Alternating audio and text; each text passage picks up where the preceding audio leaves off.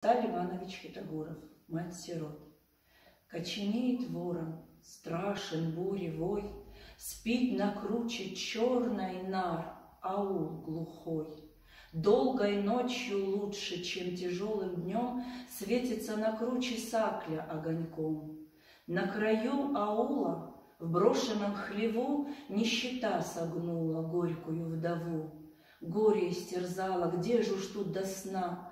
Над огнем устала возится она. На полу холодном, кто в тряпье, кто так.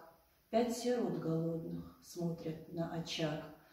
«Ну не плачьте», — грустно говорит и мать, «накормлю вас вкусно, уложу вас спать».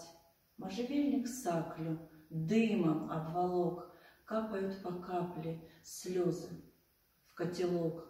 Сгинув под обвалом в день злощадный тот, ты кормилец малых обманул сирот. 5 покинул, что же впереди? Лучше б сердце вынул из моей груди. Видно, муж мой милый, ты жены умней, что бежал в могилу от семьи своей. Сохнет и хереет сын любимый твой. Лечь бы нам скорее рядышком с тобой.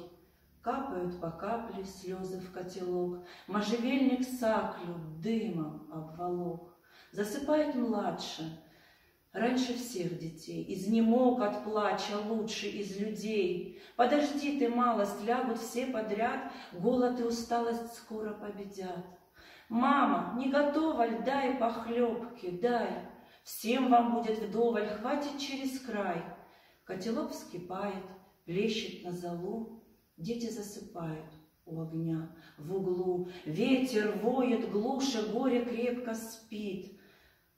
Сон глаза осушит, голод утолит. На солому клала малышей своих, грея, укрывая, чем попало их. И покуда мрачно теплилась зола, все насытить плачем сердцем не могла. Детям говорила, вот бобы вскипят, а сама варила камни для ребят. Над детьми витает сон, и чист, и тих, ложь ее святая напитала их.